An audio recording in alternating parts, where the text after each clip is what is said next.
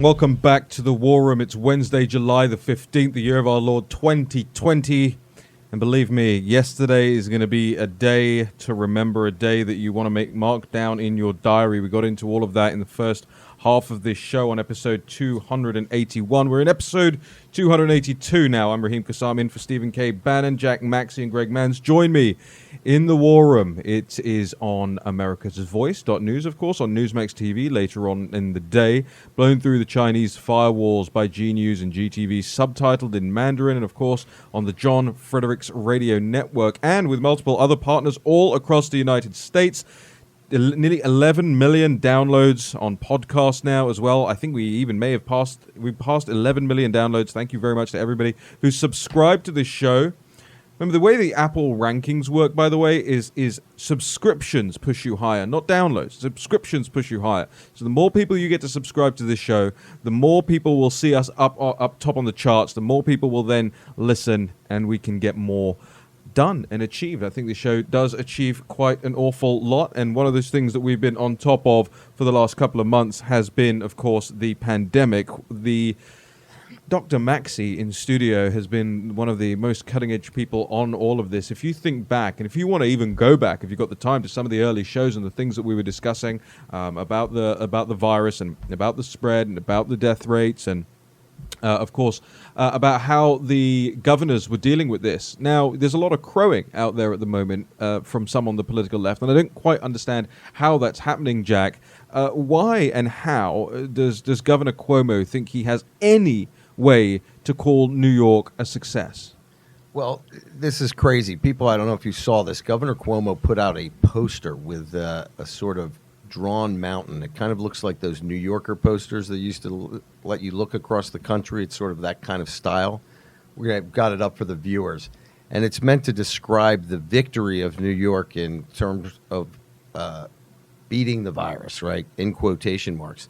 Now, what was very interesting, Cuomo is getting... By the way, just as a programming thing, AVN, you can zoom in and like just pan down on that. I'm not sure if that's something you can do, but if you can zoom in and pan down for the video audience out there, this is the poster that Cuomo and New York have put out. Jack. Well, and he's selling the poster, right? He's trying to raise money with the poster, and it's very self-congratulatory. New York did it. New York is number one, et cetera, et cetera. And now he's getting massive pushback from people all over New York. In fact, Jake Tapper last night on CNN said, how can this guy basically talk about this legacy that people are going to be talking about for decades and decades when we lost 33,000 New Yorkers? And Cuomo is out there trying to promote himself, trying to promote his future political cred, I guess. And he is in complete denial about the absolute disaster and the collapse of the elderly care homes in New York, where he and his own health director mandated that people who were still positive for COVID-19 get sent back to these old age homes. So what you're really seeing here with Cuomo is an attempt to sort of rewrite history in his own image before the tale of the tape really gets told, because the tale of the tape won't be kind. Can we go through this poster? I never thought I'd say that. Can we look in detail at this poster? Because fundamentally, I don't get it. I don't understand. Well, I mean, so this is meant to look like a magazine front cover, I guess. New York Tough, it reads at the top. And then you've got a Cuomo quote, of course. Wake up, America, forget the politics, get smart. Then love wins at the top, which is, of course, was the gay marriage slogan. The one I love the best, it has this line. It says, 111 days of hell.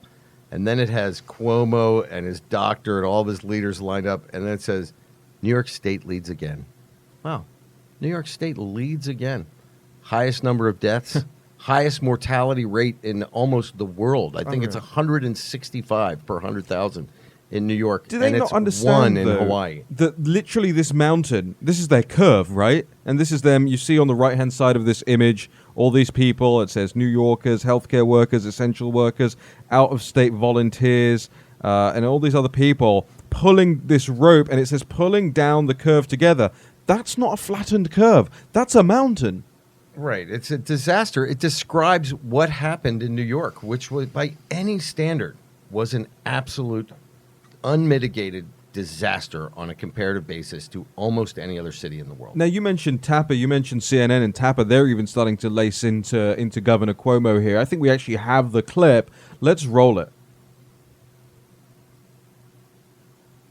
And, we all hope that they stay down. But let's be clear, this is revisionism. And a lot of the crowing, and Governor Cuomo going on late night, is offending a lot of New Yorkers, given the fact that this is the highest death toll of any state, more than 32,000 dead. The next closest is New Jersey with 17,000. Are people going to be talking about what Governor Cuomo did for decades to come in the way he hopes? Unfortunately, I don't think so, Jake. I mean, I think we're very early days in this. We're looking at the first. Is Chris Cuomo, is Andrew Cuomo's brother still making jokes with him on air on CNN about the size of the Q-tips he needs, or any of that? Are they making, like, because remember, at the peak of the virus in New York, Governor Cuomo was palling around with his brother live on CNN. Now you got CNN, you got another CNN anchor here, finally recognizing that Governor Cuomo's leadership or lack thereof, or stewardship of people into their graves, is a complete indictment of the way they've treated this guy all along this way. And it reminds me of how they treated. Remember Michael Avenatti? Ladies and gentlemen? Remember how CNN had that guy on every other night, lauding him? He was fantastic. He was brilliant. He's going to run for president. He's really going to shake things up. He's the one that can take the fight to Trump. Oh, turns out convicted felon. Jack. Well, I mean, what is so crazy about this is it really was 111 days of hell for New York. 33,000 people died. And Governor Cuomo's response to this is to make a childlike poster promoting himself. There's nothing on this poster at all that venerates the dead. There's nothing. There's not even a number. But there is a little picture of Donald Trump sitting in a crescent moon. It says, "It's just the flu." This is deeply offensive, actually. We just started looking at the poster this morning, Raheem and I, when we heard about it. And it is absolutely deeply offensive. And it shows you quite a bit, right? They're trying to work this out. They're not trying to figure out what could we have done better. Where did we make mistakes? How can we make sure that the people of New York will be safer in the second go around, or if another pandemic occurred? No, this is 100% CYA all the time. And you'll see this over and over again with the progressive left where this disease is concerned. Silent Greg. Yeah, and Jack, that was when I looked at this, one of the first things I noticed was the idle President Trump. And that's offensive to put this out here, something to sell for New York State, when President Trump has been doing so much to combat this, where he's got his hands tucked in, and there's absolutely no reason to put a dig at President Trump on this type of product. And for the audience out there, we're not offended, right? We're not snowflakes. We're not upset by some images.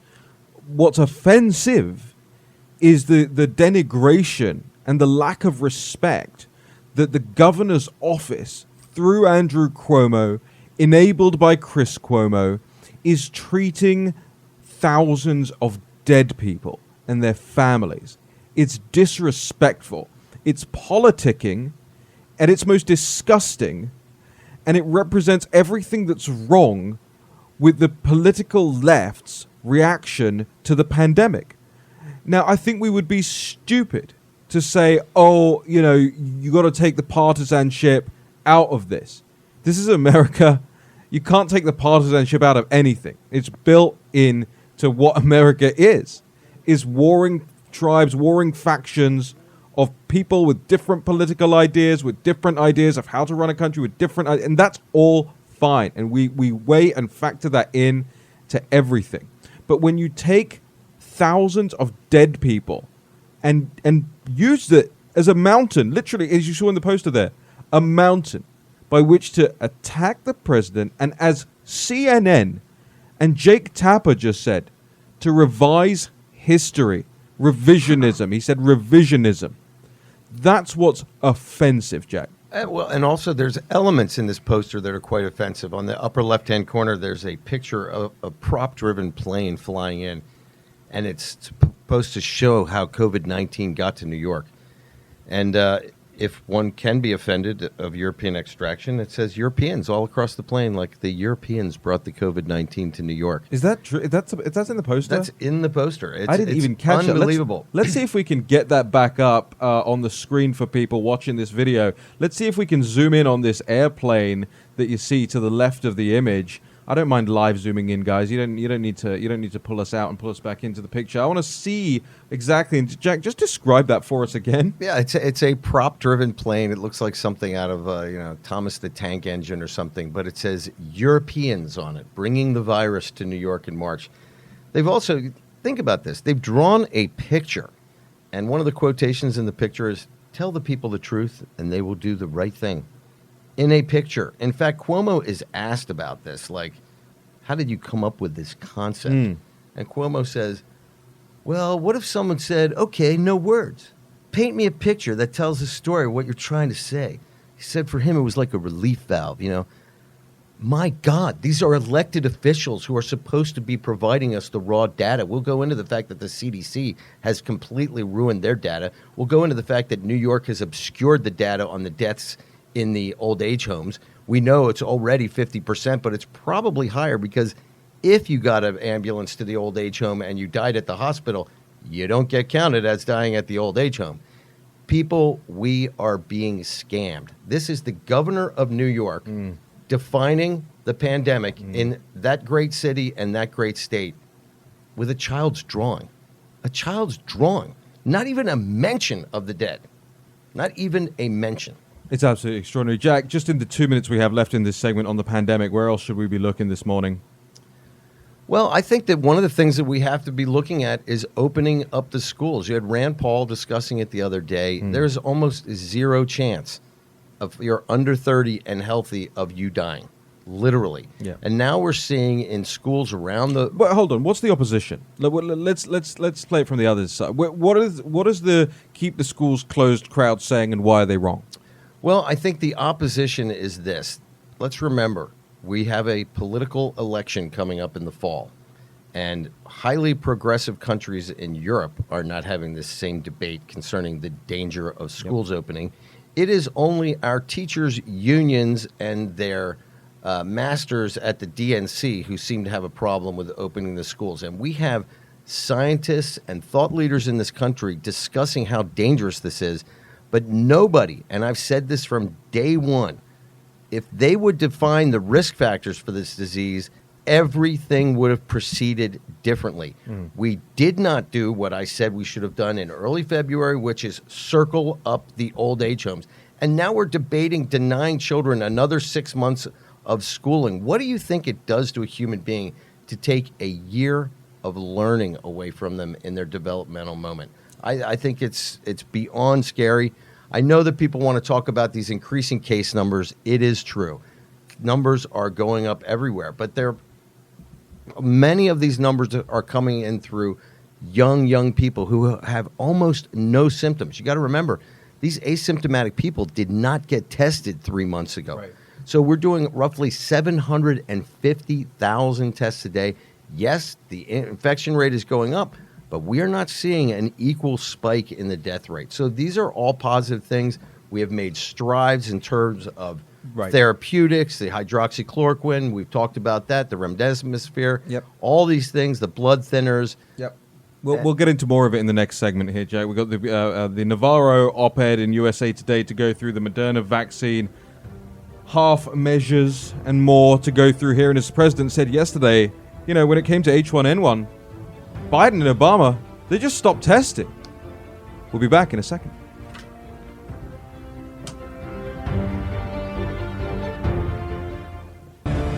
War Room Pandemic with Stephen K. Bannon. The epidemic is a demon, and we cannot let this demon hide. War Room Pandemic.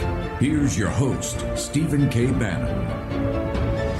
Dr. Fauci has been wrong about everything. So are the words of Peter Navarro, often on this show, the assistant to the President of the United States, the director of the Office of Trade and Manufacturing Policy, and as a lot of this audience knows, somebody who has been remarkably ahead of the curve and correct when it comes to the pandemic and the handling of it. Peter Navarro writing a short but blistering op-ed in USA Today, which popped early. It was early this morning or late last night. Late last night, I think it was first published.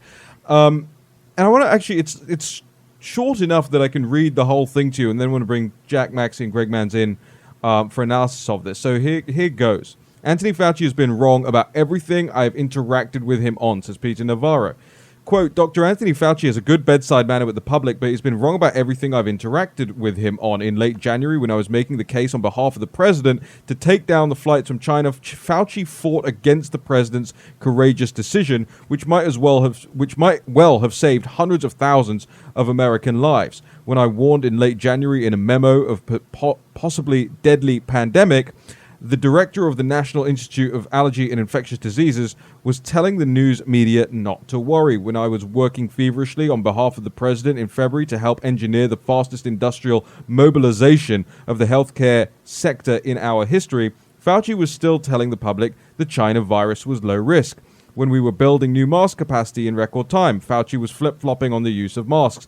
And when Fauci was telling the White House Coronavirus Task Force that there was only anecdotal evidence in support of hydroxychloroquine to fight the virus, I confronted him with scientific studies providing evidence of safety and efficacy. A recent Detroit hospital study showed a 50% reduction in the mortality rate when the medicine is used in early treatment. Now Fauci says a falling mortality rate doesn't matter when it is the single most important statistic to help guide the pace of our economic reopening. The lower the mortality rate, the faster and more we can open. So when you ask me whether I listen to Dr. Fauci's advice, my answer is only with skepticism and caution. As you can see, end quote. As you can see, that is a short but pretty blistering opinion piece in USA Today from Peter Navarro. Jack.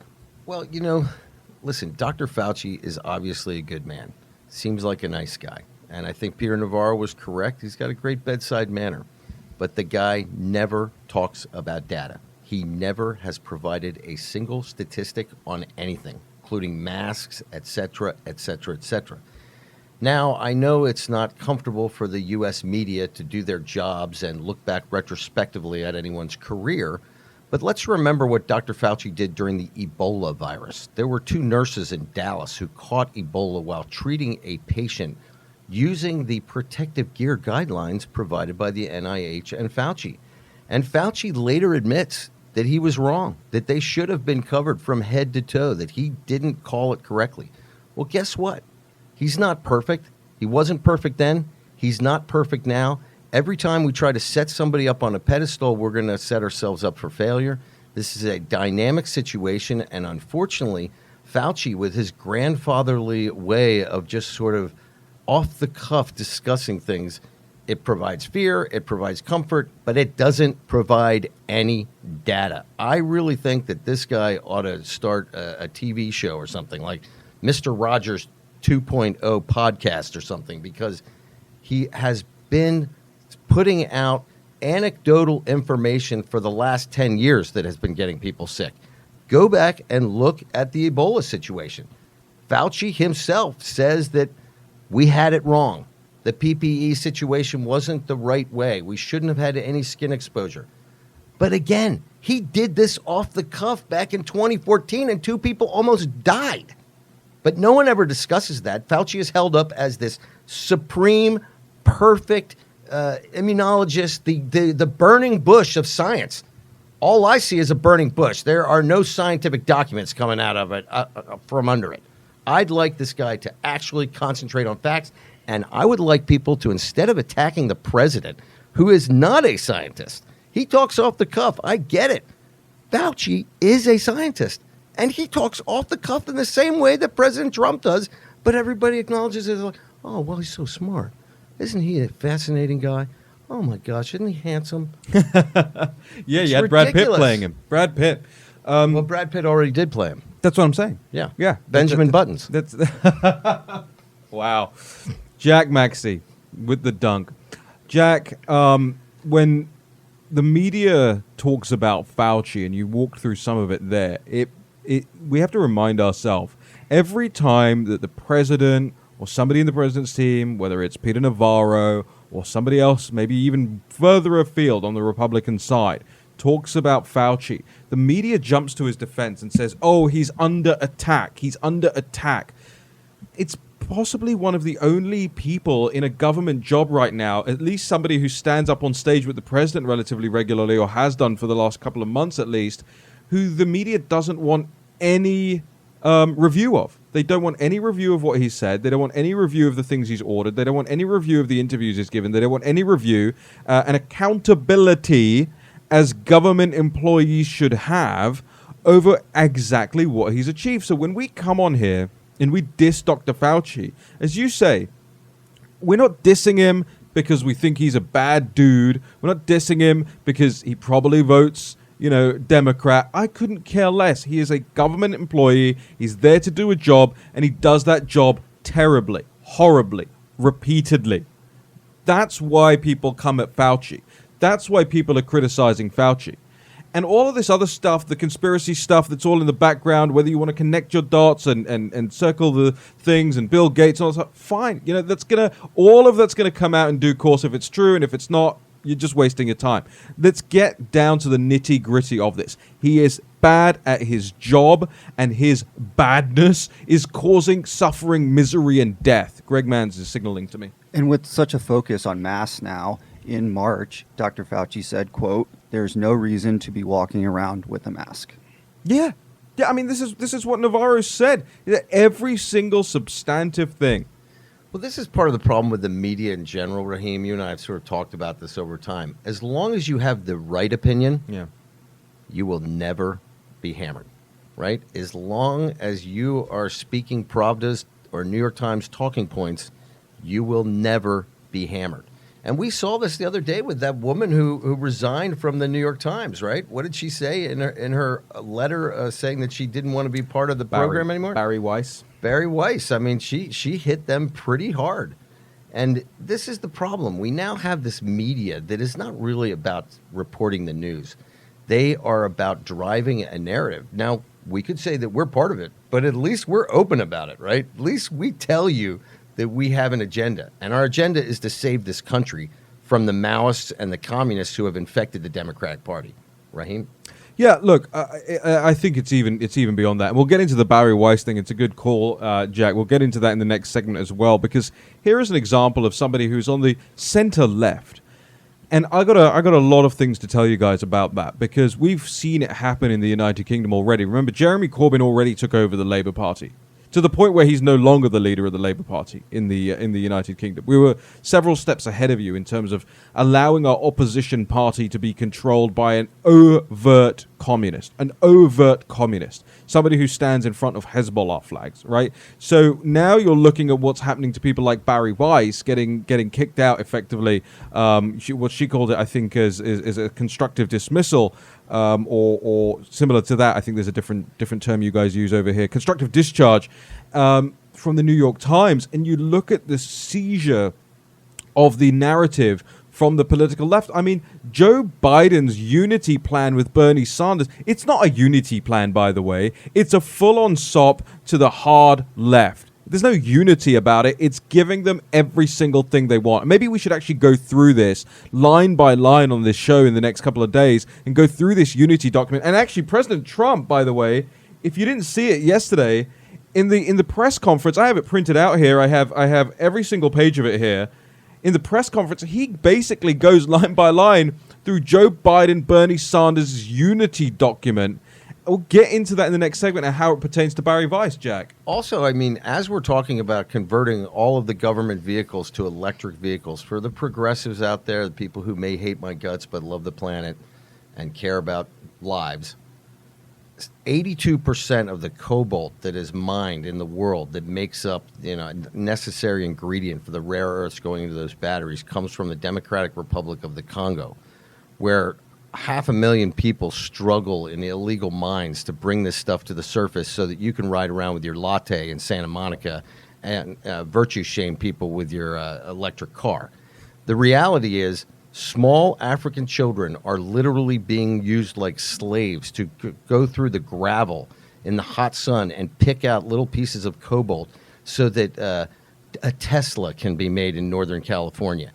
If you really care about the world and you really care about poor African children, then you should be absolutely opposed to this idea of creating electric cars.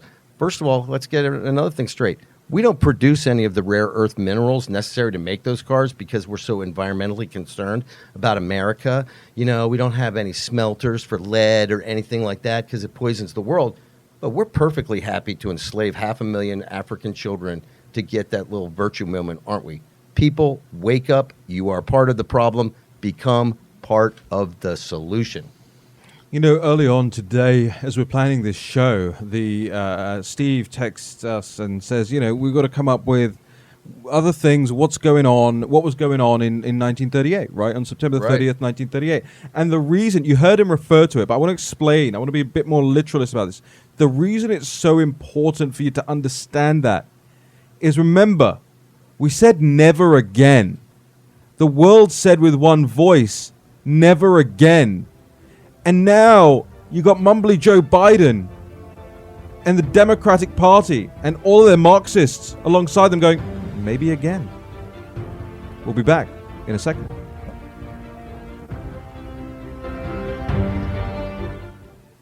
All right, you're out. Back in 3 minutes. War Room Pandemic with Stephen K. Bannon.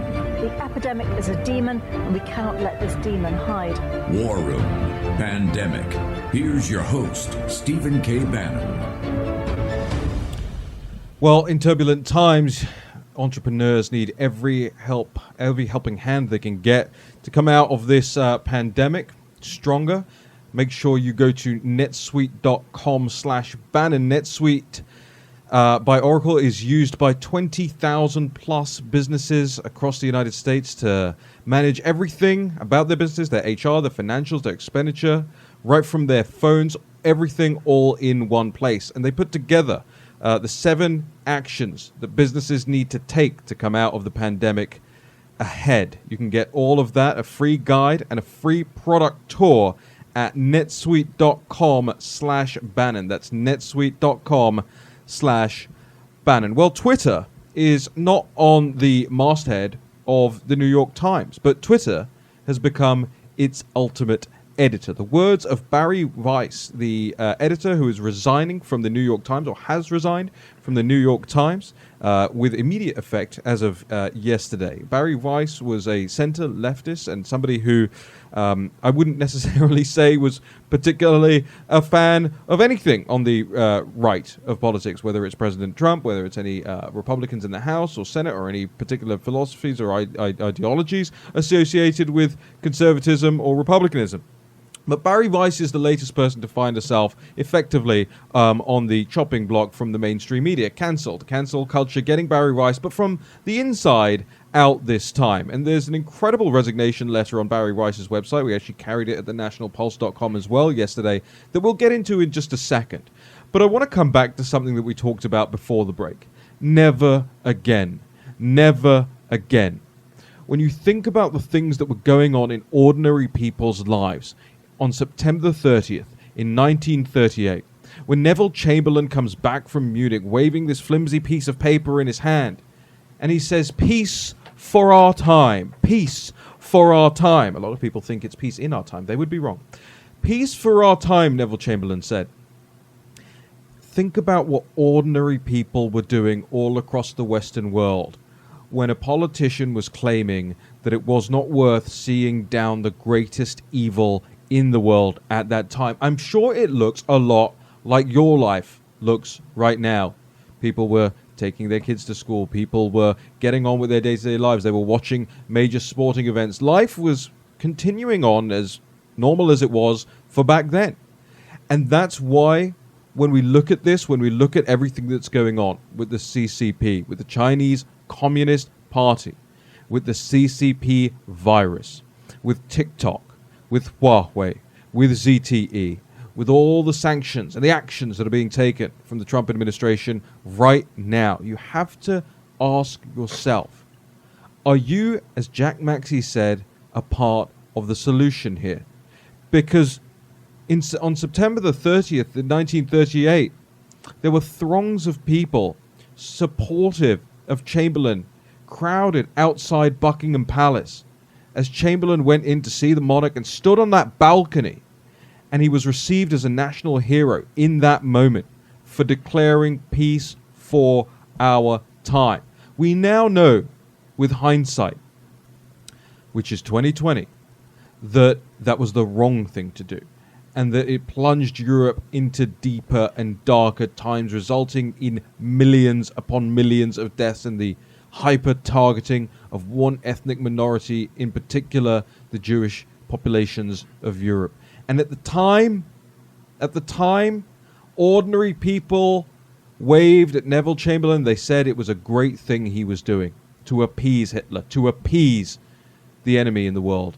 And it's the very same thing that we're seeing taking place today. Whether it's Joe Biden, whether it's anybody, frankly, most on the Democratic side, the appeasement of the Chinese Communist Party, from Silicon Valley, from major corporations in the United States and the NBA, from big celebrity figures, sporting figures, all across the Western world. We're not saying never again anymore. We're saying maybe again.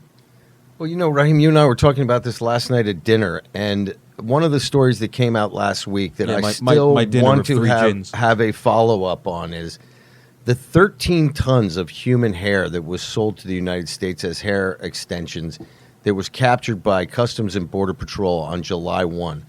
I want to know, did that come from the Uyghurs in the concentration camps as was declared on day one as a probable answer? We need to know this. Any media out there, you need to ask the questions.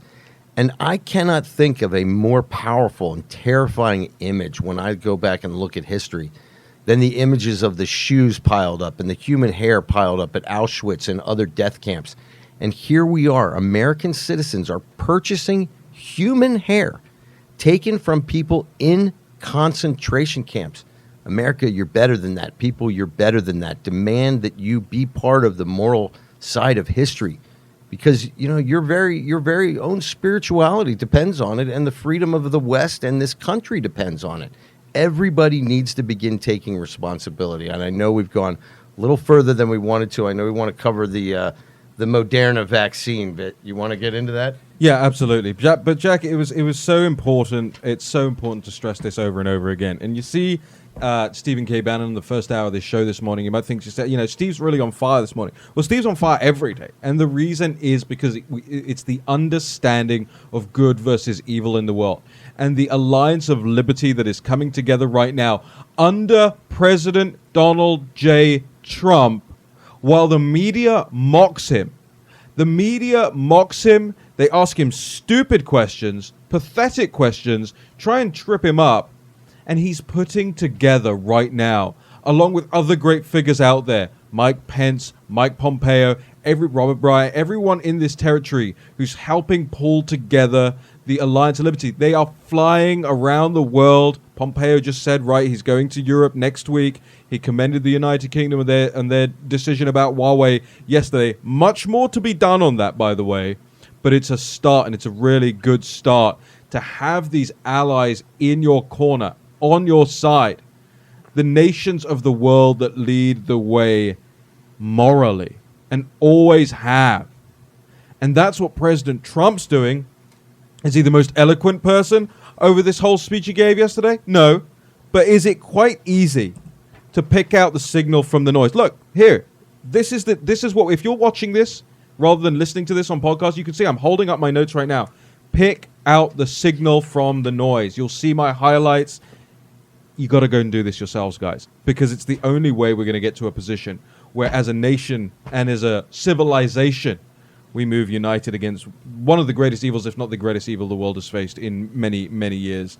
Jack, tell us a little bit about this Moderna vaccine, and then I want to take us back over to Barry Weiss. Well, Moderna's just completed a phase 1 test of the vaccine. They did it on 45 adults, 18 to 35, or 55, I guess. What was interesting is they used 3 different dosing schedules, one of 25 micrograms, 100 micrograms, and 250 micrograms.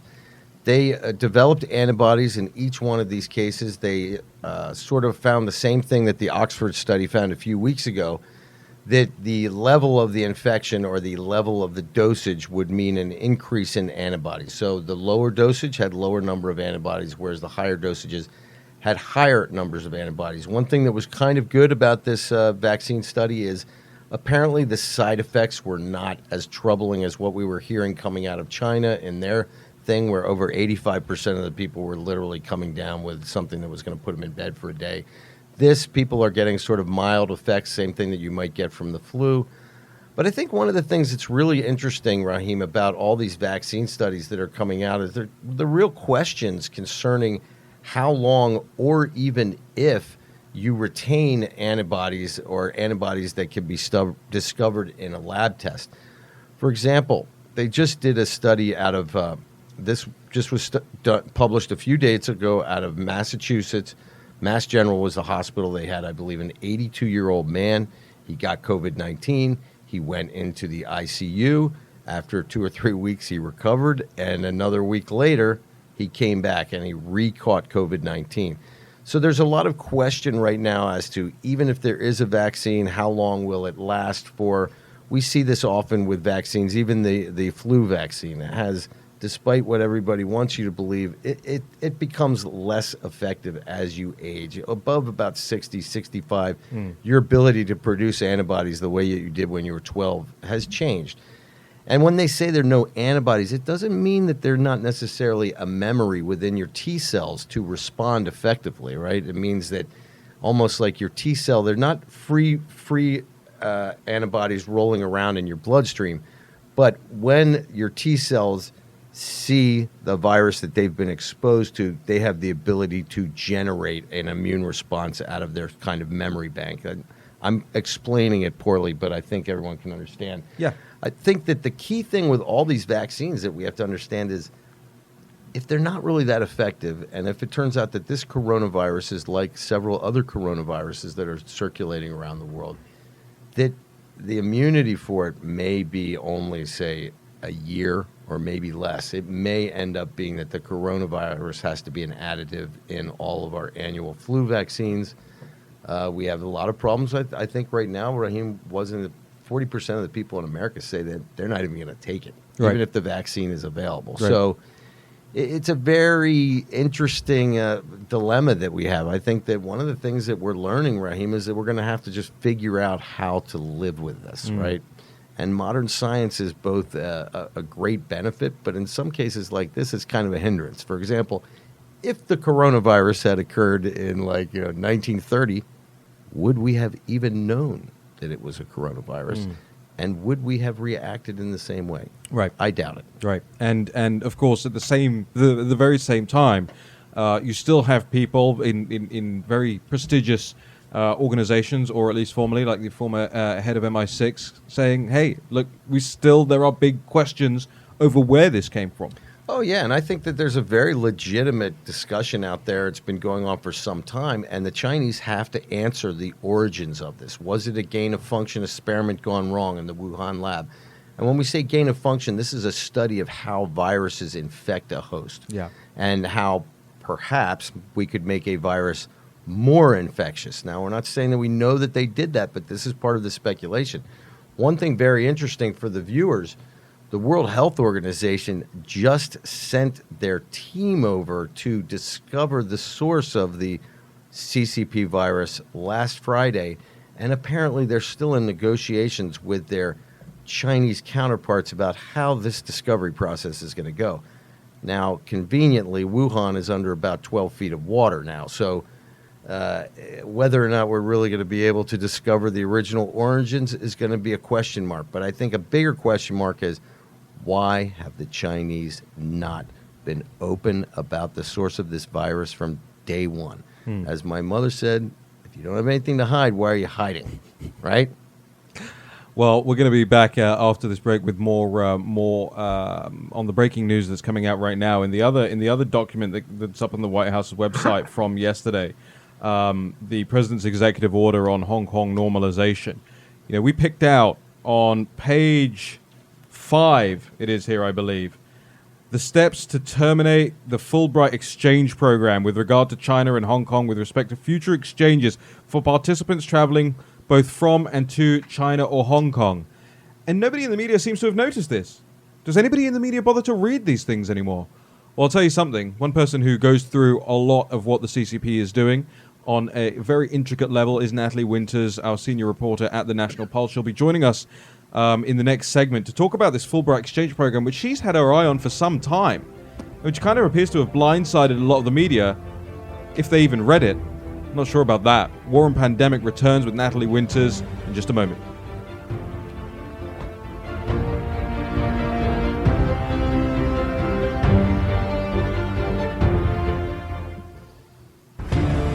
War Room Pandemic with Stephen K. Bannon. The epidemic is a demon, and we cannot let this demon hide. War Room Pandemic. Here's your host, Stephen K. Bannon. Welcome back to War Room Pandemic, broadcasting live from Capitol Hill. Greg Manns, Jack Maxey, and Raheem Kassam. You know, in turbulent times, entrepreneurs need every advantage they can get. We're proud to have NetSuite by Oracle as a sponsor of this show. You can get a free product guide, the 7 actions businesses need to take, and a product tour from NetSuite as well at netsuite.com/Bannon. That's netsuite.com/Bannon. Earlier on in this hour, I talked to you about Barry Weiss. Now, maybe some of you don't know who Barry Weiss is, but is a pretty well-respected writer, self-admittedly on the center-left of politics, but not one of these screeching, crazy liberals. Has had moments, I would say, that are very much anti-Republican, anti-Trump, but nevertheless is a pretty well-respected person. Now, Barry Weiss has worked for several different magazines. She's worked for the Tablet magazine. She worked at the Wall Street Journal.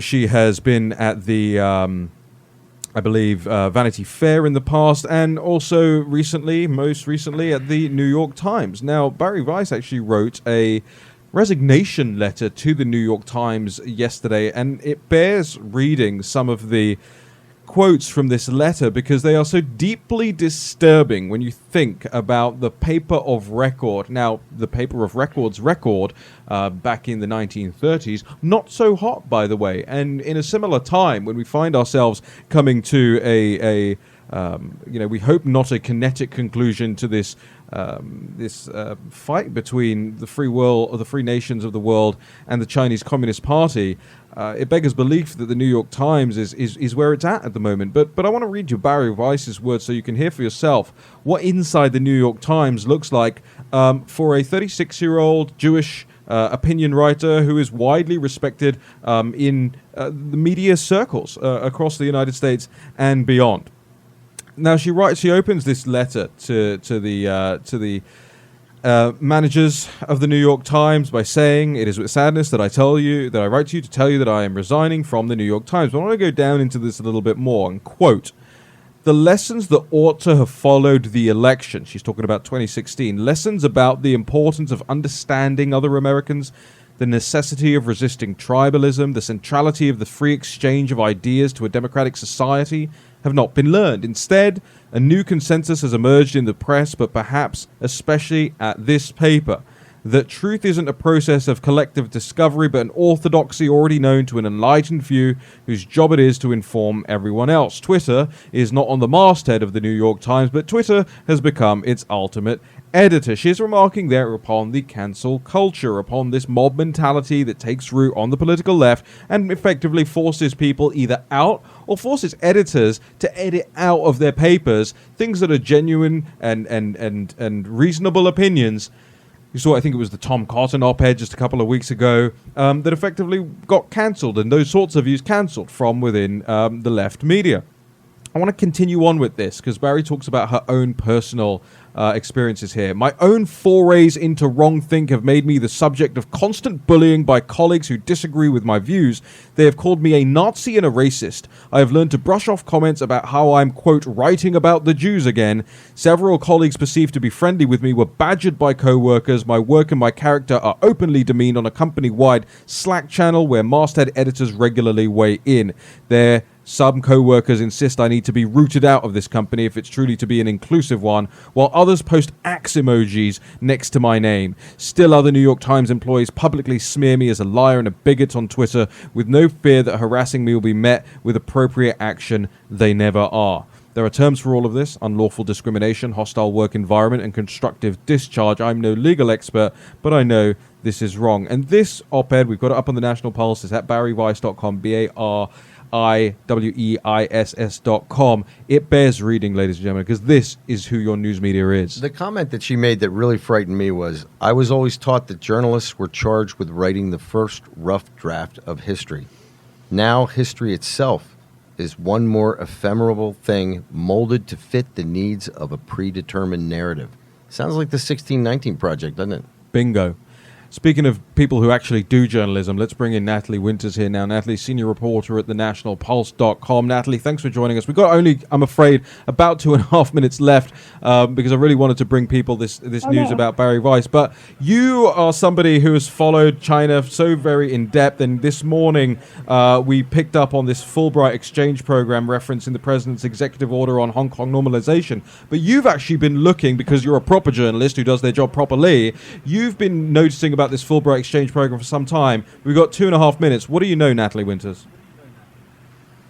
Sure. Well, there's been little to no reporting on how this program, which is subsidized by taxpayer dollars and administered by the State Department, is being used not only to bridge the gap between Chinese Communist Party propaganda and American classrooms, but also launch Americans who go and study in China as part of this program into contributorship roles at China Global Television Network, which is a registered foreign agent in the United States. And on these outlets, you see professors such as James Ray and Dennis Hickey pushing narratives such as Hong Kong protesters, quote, calls for independence have a hopeless and naive perspective, again, at odds with the United States stance on the issue, or even saying policies that, quote, counter China's rise do not make America great again, but rather create chaos and insecurity, and other anti-Trump narratives on these state-run media platforms that, you know, they're airing alongside forced confessions and ridiculously biased coverage of events like these Hong Kong protests. But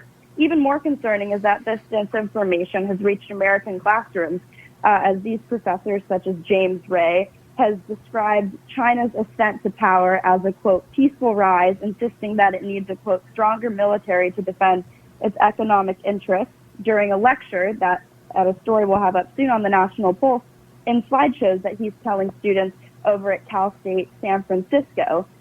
It fundamentally goes back to the thing that if American students want to learn about China, they don't need to be learning from individuals who've studied in China and are spewing Chinese Communist Party talking points. They can learn about the China that's taken American Natalie, jobs, engaged in intellectual property theft. We've got to bounce. We're going to bring you back on later on this week to cover this in more detail. But where can people follow you on Twitter, on Parler?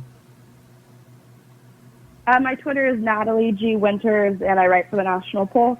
That's true, which you can follow you so at the Nat Pulse, which now stands for the Natalie Pulse. All right, we're going to be back with more War Room Pandemic tomorrow morning, 10 a.m. Greg Mance, Jack Maxey, Raheem Kassam, Stephen K. Bannon. Make sure you're subscribed, that you rate us 5 stars, that you go to pandemic.warroom.org, that you signed up to the newsletter, that you get Greg Mance's show notes every day, that you share the show, that you share the live stream, that you like us, and get this information to more people. It's on you, ladies and gentlemen. See you tomorrow.